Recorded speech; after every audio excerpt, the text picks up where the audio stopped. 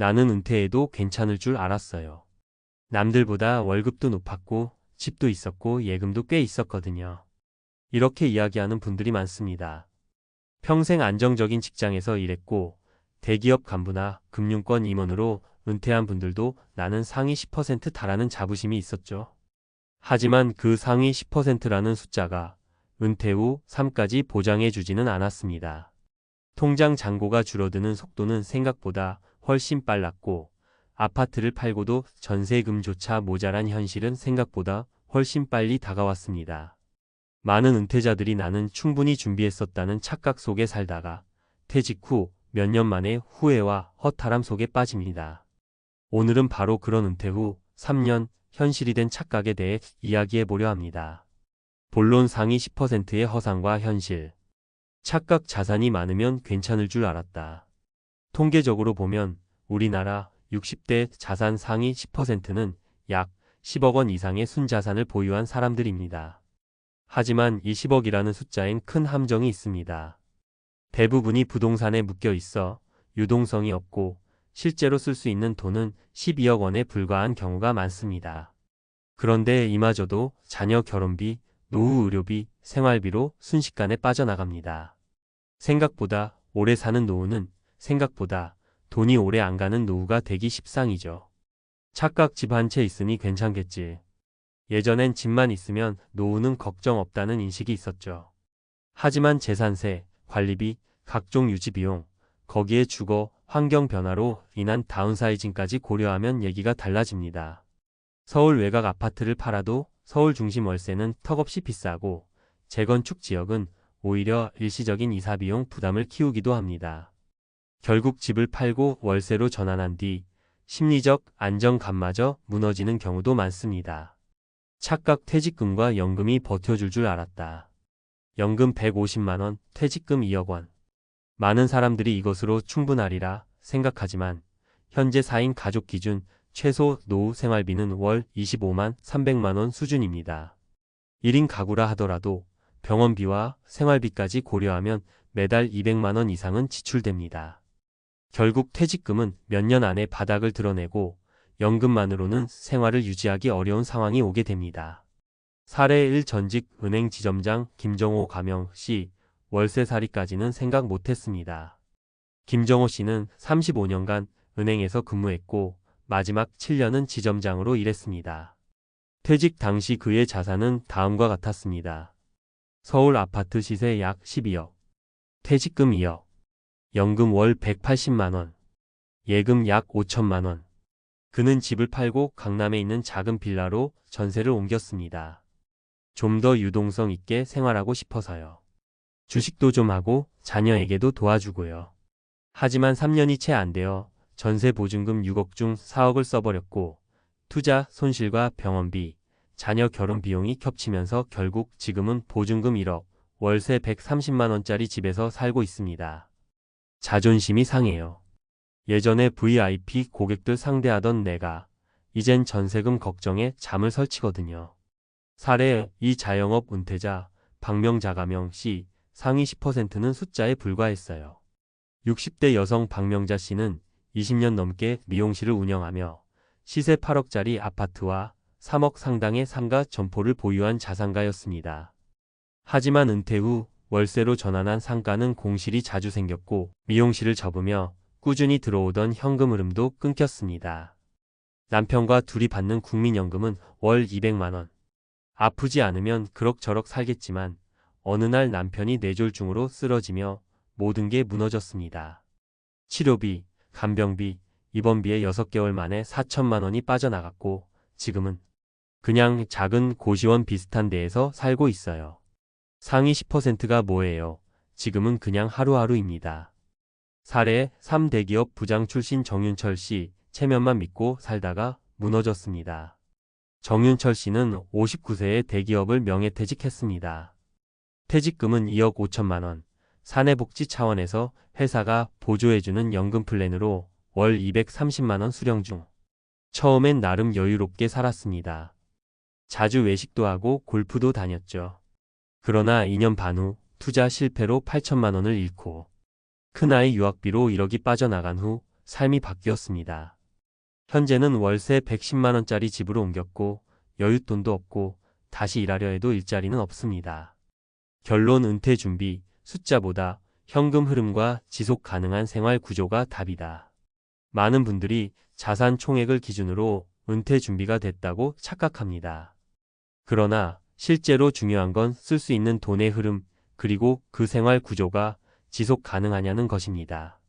매달 확실히 들어오는 현금이 있는가? 공적연금, 임대수익, 소액이라도 꾸준한 수입 등. 의료비와 예기치 못한 지출에 대비할 수 있는 유동자산이 충분한가? 집을 팔지 않고도 생활할 수 있는 구조를 만들어 뒀는가? 나는 상위 10%니까 괜찮다는 생각은 숫자만으로는 위로가 되지 않습니다. 진짜 은퇴 준비는 심리적 안정감과 생활 지속 가능성을 보장해주는 구조적 준비에서 시작해야 합니다. 당신은 지금 어떤 은퇴 시나리오를 준비하고 계신가요? 막연한 자산 총액이 아닌 현실 가능한 시뮬레이션을 지금부터 하나씩 세워보시기 바랍니다. 준비는 과하지 않을수록 후회는 더 깊어지니까요. 상위 10%라 믿었지만 은퇴 3년 만에 무너진 노후 설계. 전문가 시각에서 본 은퇴 자산 착시와 실패 요인 분석. 1. 자산 상위 10%의 착시 순자산은 노후 안전망이 아니다. 은퇴자 대부분이 나는 상위 10%의 자산 가인이 괜찮다고 생각합니다. 실제로 통계청 및 금융복지보고서에 따르면 60대 가구의 자산 상위 10% 기준은 약 10억 12억 원대 수준입니다. 문제는 이 자산의 7,090%가 부동산에 묶여 있다는 점입니다. 유동성이 낮은 자산을 아무리 많이 보유해도 실질 소비 능력을 보장하지 못합니다. 부동산 매각 시 발생하는 세금, 중개수수료, 이동비용 등도 자산 가치에 포함되지 않는 비용 리스크입니다. 따라서 보유 자산이 아닌 현금 흐름 기반 수입 구조가 핵심이라는 점을 강조해야 합니다. 2. 현금 흐름의 부재, 생활비 마이너스 의료비 마이너스 예상, 박 지출이 만든 월세 인생. 일반적으로 많은 은퇴자들이 의존하는 소득원은 다음과 같습니다. 국민연금 평균 수령액 개인 기준 약 61만 원, 부부 기준 약 12만 180만 원 수준. 퇴직금 평균 수령액 약 1.3억 2억 원. 개인 저축예금, 임대수익 또는 사적연금. 그러나 다음과 같은 구조적 리스크가 존재합니다. 항목 평균 지출 설명. 생활비월 200만 250만 원 1인 기준 최소 생활비, 인플레이션 반영 시 더 증가. 의료비 연간 300만 원 이상 65세 이후 병원 방문 급증, 실손보험 과도한 자기부담률. 자녀 지원 건당, 수백만 수천만 원 결혼주택 지원 등 예상 외 지출 빈번. 주거비월 100만 원 이상 월세 기준자가 매각 후 전세월세 전환 시 급등. 결과적으로 퇴직금과 예금은 23년 내 소진되고 남는 것은 연금뿐인 상태가 되어버립니다. 3. 대표적 은퇴 실패 유형 3가지 분석. 사례 1. 전직 은행 지점장. 현황 퇴직 당시 자산 총액 14억 원 아파트 포함, 월 연금 180만 원. 실패 요인. 주택 매각 후 전세로 전환 전세 보증금 사용해 투자 및 자녀 결혼 자금 지원. 투자 손실 발생 유동성 급락. 전세금 소진 월세 전환 고정 지출 급증. 핵심 교훈 부동산 처분으로 생긴 일시적 현금은 오히려 소비 압박을 키우고 노후 자산을 급속히 소진시킬 수 있음. 사례 2. 자영업자 부부. 현황 은퇴 시점 자산 약 11억 상가, 주택 포함, 연금 월 200만 원. 실패 요인. 상가 공실로 임대 수익 단절. 배우자 건강 악화 병원비, 간병비 폭등. 자산 유동화 어려움 적절한 시점에 매각 실패. 핵심 교훈 자영업 기반 자산은 경기 변동에 민감하며 의료 리스크 대비가 미비할 경우 자산이 급격히 증발. 사례 3. 대기업 명퇴자.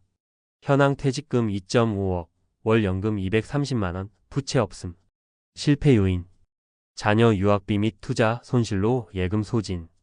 주거비 및 생활비 증가. 일자리 재취업 실패, 소득 절벽 상태 진입. 핵심 교훈 노후 자금의 구조화 없이 소비 지향형 지출을 이어갈 경우 자산 소진 속도는 상상 이상. 4. 전문가 재현 자산이 아닌 구조를 설계하라. 핵심 전략 5가지 요약. 유동성 중심 자산 구조로 재편하라. 부동산 위주 현금성 자산, 배당형 ETF, 사적연금 등으로 포트폴리오 다변화. 고정 지출을 최소화한 주거 전략 수립. 무리한 전세월세보다 소형 자가 매입 또는 공공임 대주택 활용 고려. 국민연금 외에 제2의 연금 마련 필수. 퇴직 전부터 TDF 펀드, 개인형 IRP, 배당 투자, 통한 현금 흐름 자동화. 예기치 않은 리스크 대비 긴급 자금 확보. 의료비, 자녀 지원, 상속 문제 등 예외 지출에 대한 계획 필요. 심리적 안정을 위한 일의 지속성 확보. 단기 아르바이트, 자문역, 시간제 활동 등 은퇴 후 소득 기반 유지. 5. 결론 숫자가 아니라 지속 가능한 구조가 은퇴 성공을 만든다. 은퇴 후 삶은 총 자산이 얼마냐 보다 그 자산이 어떤 구조로 내 삶을 지속시켜주는가가 관건입니다. 자산 상위 10%라는 통계적 수치는 심리적 안정감을 줄 수는 있어도 실제 현금 흐름과 예기치 않은 변수에 대비되지 않으면 그 안정감은 오래가지 않습니다. 퇴직 전에 반드시 자신에게 물어야 할 질문이 있습니다. 나는 은퇴 후 매달 얼마를 안정적으로 벌고 얼마를 쓸 수 있는 구조인가? 지금 이 질문에 답하지 못한다면 상위 10%라는 말은 단지 숫자일 뿐입니다. 은퇴는 선택이 아닌 설계의 문제입니다.